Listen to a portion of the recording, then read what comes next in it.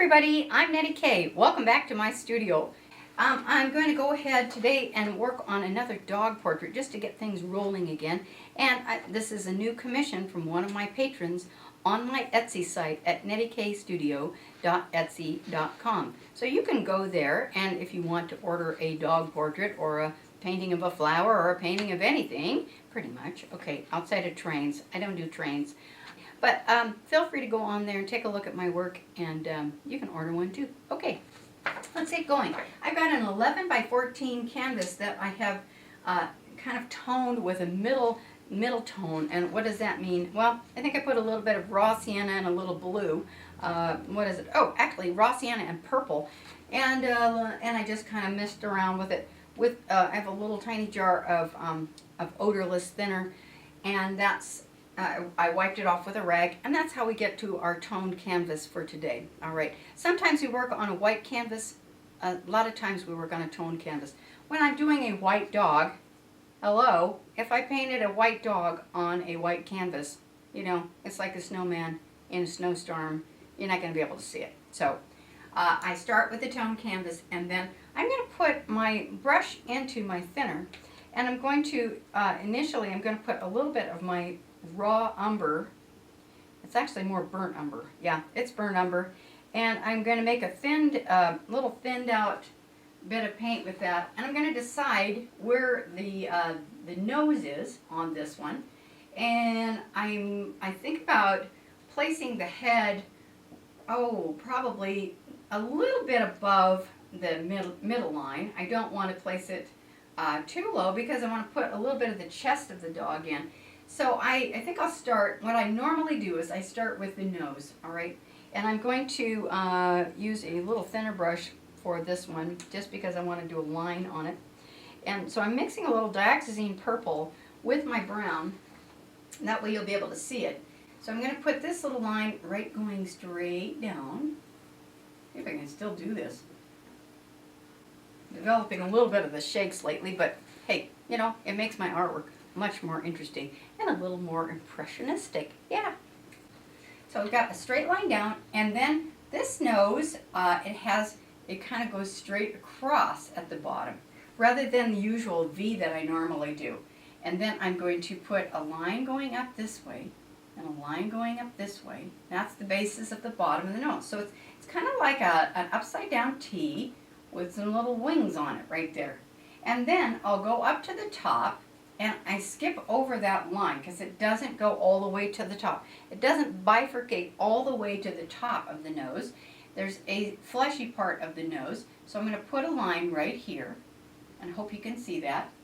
And then I've got a line at the top, and then I'm going to come down on this side, and then I'll put what I call the number 6. Okay, there's a little nostril. This is the easiest way to do a dog's nose.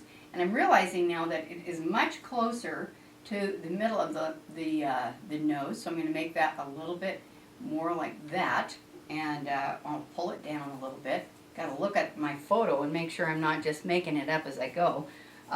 You know, fake it till you make it. No, you want to actually look at your picture. And so I'm going to make it a little bit wider and come down. And then I'm going to come over here on this side, and I'll go backwards and make a little bit of a letter J like this. And then this kind of almost connects up a little bit. I'm realizing that this is a little wider now, so I'm going to get it a little wider, make a little bit of an adjustment here and there. And one of the ways you can do this, you can adjust things a little bit, is if you have a whole can full of Q-tips. But since I don't, I left them all at the academy. I'm going to take my little rag and I make an adjustment this way. And I can just correct anything with a little bit of thinner and a Q-tip, or thinner and a little piece of Viva towel, you know. Okay. So here's my little rough little nose.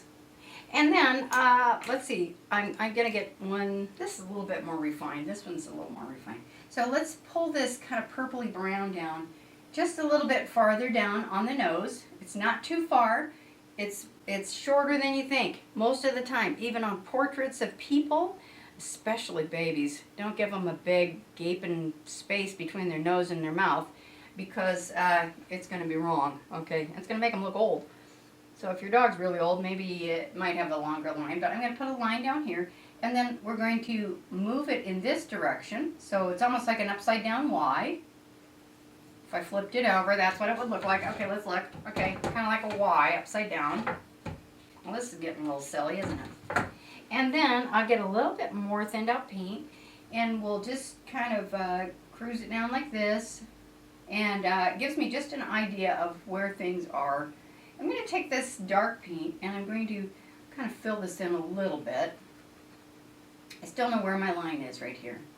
Okay, this is looking a little silly. And now I'm going to take my rag. This just kind of give me a starting point. All right, just a starting point. I don't want to work in just lines. I want to work in what's called mass. Makes it a lot easier. It's a lot faster. And all I have to do is I take my little jar of thinner, and I drop in my little Viva towel or my rag, and make sure it's lint free. You know what I say about pookies on your paint. You don't want pookies on your paint. Okay, now I'm going to establish a little bit of what's happening in the dog's muzzle by wiping it off and revealing the white canvas underneath. And it's a little more like sculpting when you do it this way, rather than drawing the lines and then filling them in. You don't want to do that too much. It just looks like a coloring book rather than painting if you do this. If you just draw lines and fill them in. Try to do it this way. It's really fun. And so toned canvas, and it's white underneath, and there you have the little muzzle just comes right popping out. Boom, just like that. Okay, now down here, got to figure out how far down it goes. And then there's a mouth and a few things. Now I can go back in at this stage and grab a smaller brush again. And, oh, about flip my paintbrushes over. Okay, now I'm going to go, all right, what's the shape of this? It's a little bit like that. And this one is like this. He's kind of a smiley dog, isn't he? Yeah, he's great. Okay, and then this is the middle of the tongue. And I say, okay, I work my way down to there. And then I see if this is correct. And then I notice that the mouth kind of curves down, goes up like this, and then it goes up how far?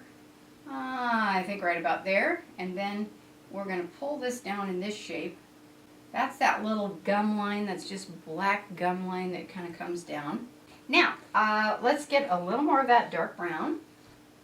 And we come back up, and I'm looking at the negative shape here and how it relates to the tooth.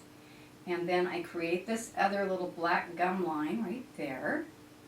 I think this is going to be a cute one. And we're going to go, I just think, where's the nose? And here's there's a little dark area here. And then here is the corner of the mouth that comes down like that. Okay, looks a little weird, but I hope it all turns out in the end. It always does, most of the time. Okay, now we're going to go right back into here. And now I see that he's got a lip. So there's the lip part right here. And then there's a second part of the lip, another layer below it. Yeah, there is. Every dog's mouth is a little bit different, but they have a basic shape that they have. Let's make sure I didn't mess this up too badly. There's that, there's a pink gum line right here, and this actually drops down a little bit farther, so I've got to get that right. Remember, a painting is just a record of a series of corrections. That's a very common thing to say, and it's so true. It really is. It's a record. It's kind of like my life. Yeah, a series of corrections. Oh boy. All right. Okay, so that's the mouth, and so that's kind of the harder part, is just to get that basic mouth shape in. There's a mustache part right here that's kind of a little light mustache and a little bit of a blackish gray. But we're just putting it in brown at the moment. A lot of times we put things in just straight black, and it just doesn't look right. And so I like to start with a little bit of brown. Every once in a while with dogs, I will use more black than I would in a person's face. The only thing I use black for is the pupil of the eye in a person's face. All right. Scout's honor as far as I can figure. Not that I'm a scout. Though I did teach a Girl Scout camp painting lesson for a couple of hours 2 weeks ago and had a blast. It was so much fun. We had 8 little girls and 4 adults, and wow, I wiped myself out. I had so much fun, but it was great, and they did a very, very good job. I loved it. Let's now do a little more of our establishing a little more of our tonal wipeout here by figuring out where the top of the head's going to go. Now I have to figure out, this is the toughest measurement, is trying to figure out how much distance is there between the nose and where the eye goes. And I think I'm kind of I'm sneaking up on it, and hopefully I'll get that just right. If I don't, hey, I'll just have to wipe it off and start over. That's the neat thing about paint. And here's an ear. I'm finding an ear, sneaking up on the ear. This actually underneath, we've got a dark area of the face that kind of comes around like this. I'm going to have to put that in dark. And this is actually part of the dog's hind leg sticking out, believe it or not. We'll have to figure it out.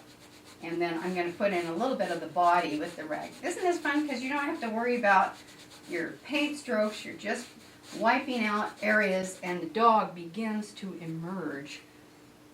I'm going to actually do a cowboy like this, I think, pretty soon.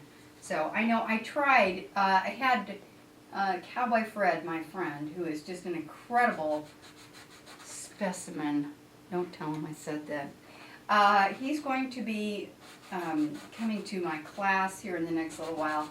He came one day and we tried to film, and he just had one of those days, you know. Some days you're just not feeling it and you just don't have your wheels on, especially when you got rheumatoid and all sorts of other garbage going on. So I didn't feel comfortable to share that experience with you, but we've taken more photos and I'm doing more studies of Cowboy Fred. Sometimes you really have to look at somebody for a long time and do practice runs before you just jump into it. Dogs are a different thing. You know, I kind of know these dogs. I can do dogs with my eyes closed just about. But cowboys, that's another story. Yeah, I don't want to mess up Fred's face. He's just too good looking to mess that up. All right. And now I'm going to come back in and see if I can figure out where this tonal value right here on the side of the face, because I'm not sure what I'm looking at. It's kind of a dark brown, so we're going to go back into our dark brown again. And I see there's how much space between the side of the nose and where that side comes in. And then there's a white part around it, so I got to leave that space out for there. Then I'm going to come straight up, looks like straight up. And I'm basing it out with this brown.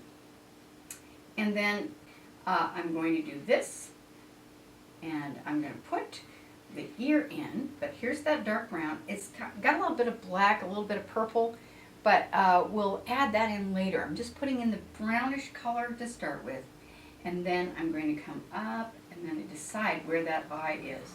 I might have to move it a few times. We'll see. And then I'm going to come over here and decide how much space is between those eyes. That's a hard one. It's a hard one. I'm going to add a little purple to it this time. And I'm going to put, let's see, we'll go from the nose over to about here. So I'm actually measuring with my eye how much space is between that part and where the patch is. And hopefully that will all fit together. You know, it's like any muscle. You just practice enough times looking, and watch my head. I'm moving my head back and forth. I don't do this and then come over and paint. Because you know what? We paint what we saw, not what we see. What does that mean? That means I have to, if I spend too much time over here and then come over here and try to figure it out, my brain is kind of behind. And so the faster I move my head back and forth, like I'm driving, like a car, the more accurate I'm going to be. So I'm back and forth. I'm trying not to actually be aware of it, but I'm back and forth doing this. I'm looking and painting. I'm looking and painting. and just back and forth. I don't even hardly lift my brush up at all, and I just keep moving until I get what I want. Back and forth, back and forth. Make sure you do that. Don't get stuck in your photo or stuck over here because you don't know where you're going. You know, it's like looking at your steering wheel, as I always say. If you're looking at your steering wheel and not the road, this is the road, this is the steering wheel. I don't know. I get mixed up. You're going to run off the road. So you got to be able to watch. You're doing two things at the same time. You're looking at this and you're painting this. And so you are having to translate that instantly as you go and not get too focused on any one spot. I hope that makes sense. Okay. Yeah, okay, now the inside of this, I'm going to pop back over here and see if I can get this kind of in the right spot. Right here. Glancing around, and trying to get the negative shape, which means the shape around the object or outside of the object, which means the ear. It kind of comes down like this right into the chest. Right there. There's a little V-neck on his little sweater. He's not wearing a sweater, but you know what I mean. And then we go, this is his hind leg. That's the weird part. He's got his hind leg there and his little shoulder coming down like that. There's his little body. Hey, it's coming together. That's awesome. Okay, now this one, the face comes out and he's got a little bit of a jawline, and then I see that his little V-neck on his little neck comes down right about there, and there's a kind of a muscle thing there, and then it comes down here where the legs attach to the chest. There it is. Cool. All right.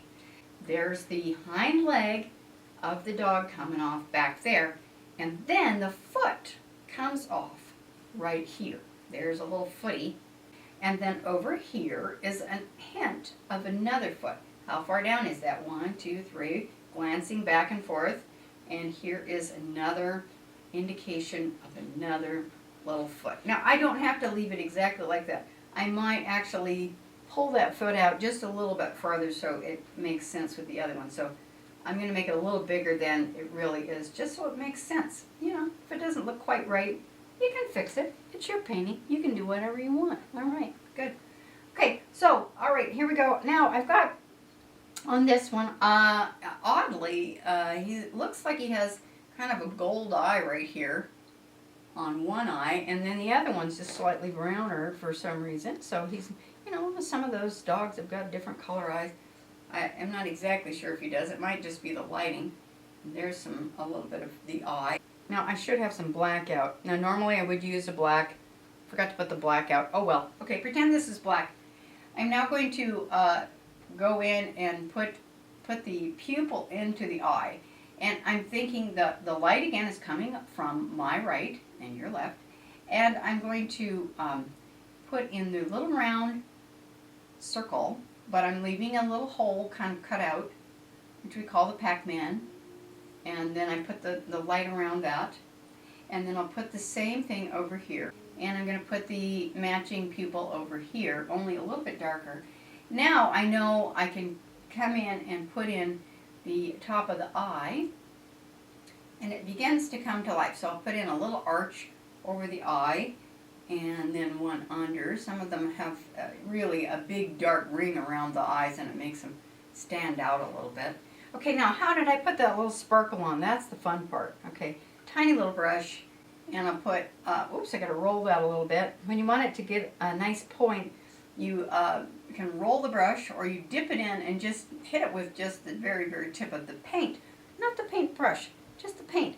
You know, you get a little dab on the paintbrush, and then you just stick it on there, and there it goes. That's really awesome. Okay, I'll put a little over here, and I want to put, oh, it's a little bit different. Let me just get a little better dot, and now he's really coming to life, isn't he? Yeah. All right, so now I look at it and I think, okay, the top of the nose is a slightly different color than the bottom of the nose. I'm getting a dark brown mixed with a little bit of dioxazine purple and a little bit of white. That's a nice nose color. So a little dark brown, a little dioxazine purple, and a little white, and I began to put in the light. Now, so when you have a black anything, all right, black dog, black nose, you think, well, how am I going to paint that? You know, how do I make a lighter black? Well, it's not always gray. Gray is boring. It's a grade color. It's a grade color. So I tend to do something more along the line of a purple with a brown, or a blue with a brown, and then I work it in a little bit and make it much more interesting by using a purple with a brown and a white to make my gray, not black and white. Now I'm going to come alongside of where our midline is, and I'm going to make a slightly different variation in tonal value right next to the midline, and work that up a little bit like this. Okay, now I really do need to go back in and put in that dark value again. So dark brown, dark purple, no white. And now I'm going to shape out the inside of the nose. At that point, I might go in and, my last layer, I might go back in with a black with a blue added to it. Okay, fun times. Let's do a little bit of, I got a little cadmium red light, okay, cadmium red light, which is an orangey pink red, and I'm going to add a little white to it. And I'm going to come in here with that, test it out. That looks like a really good color right there. Now, I want to put a little bit of that inside the ear right there. Well, I've got that on my brush. I'm going to put a little bit of that on there. I also want to darken that up a little bit. So, what if I did a little bit of cadmium red light with our purple? And that's going to come into the mouth back in here. And it kind of is a brownish color. It's just a little darker. Maybe a little more purple. I don't know. You could also use alizarin crimson. That would work. Okay, back to our cadmium red light. And now I'm going to add some really, with our mixture, I'm going to add a little bit of extra white on there. And then we'll come in and do this part of the mouth, which is in the light. And then I've got a little bit kind of coming around that tooth, like this. And then some over here. Dark brown with a little purple right here. And then I'll lighten up the highlights on it, but I don't want to not have any place to go. So I got to start out with it a little bit dark. And then a little dark, while I've got this on my brush, I'm going to put that under the foot. Because guess what? We need a little bit of a shadow. Otherwise the foot's just floating in air, you know. It has to hit the ground somewhere. Okay? So here we go. Then I'm going to come down and I'm going to give this a little bit of a dark area here. Just scumble that in like this. Now, I've got, this is now where we come back in. And I'm going to use a little more of the, not just straight white, but a little bit of, with a little bit of purple on it and some medium. And we'll kind of put this in down. Oh, that's nice and bright. I've got to be careful. Let's come back up and well, that'll be kind of the highest point right there. Boy, that looks like seriously bright because the canvas is so dark. And so it's kind of fun to see just how white, that's not straight white, that's with purple. Wow. Woo, okay. I think maybe I might tone that down a little bit with a little bit of raw sienna. Okay, we're going to make it a little warmer. All right, let's see what happens. If I put, yeah, there's a little bit of that yellow, warm color there, and then we'll put that up into here. Now, generally, I like to work a little bit from, well, when you're doing long hair, you want to work from the outside of the dog in, because you're wanting the hairs to overlap in proper order. The short hair is not quite so much a problem one way or the other. But then we put in the little, some of our little footy, and I'm going to put this in the more muted color. So we'll put a little bit more of the raw sienna in with the white. And it's very warm, and it just kind of moves up into here. And then I'm going to do a little bit of filler. Okay, this is more, you know, filling in, a lot of filling in. And just kind of, putting in the shape of the dog like this. I'm going to come back in here now and put in a little bit of that nice warm white with the raw sienna, and begin filling in some of these areas and being conscious of the shape of the dog. It's not just filling it in and coloring it like you're 5 years old and you're just coloring a coloring book. And now I'm also going to, I gotta put the teeth in, hello. Now I'm not gonna put those in super bright white. I'm going to use a similar color to what I have with that light fur. I'm gonna put a little purple and a little bit of raw sienna and a lot of white. And I'm going to kind of come back in here and with a smaller brush and put in a little tooth there, one tooth here, one standing up here, and then I'm going to put in a little canine right there. Okay, this is all I'm going to do on camera right now. I'm going to just go in and do a little bit of fiddling around with some details, and I'll show you what it looks like when I'm done in just a moment. So don't go away. I'll be right back. Alright, you guys, I ended up painting this dog on a green background. I mean, what's more natural than a dog in green grass? I hope you learned something, and if you did and you'd like to learn more, don't forget to subscribe. Next time we meet, I'm hoping to do another still life. I'm just kind of enjoying the thought of that. So we'll be learning all sorts of different things. And don't forget to share with your friends, and I'll see you again next time. Thanks so much for watching. Bye-bye.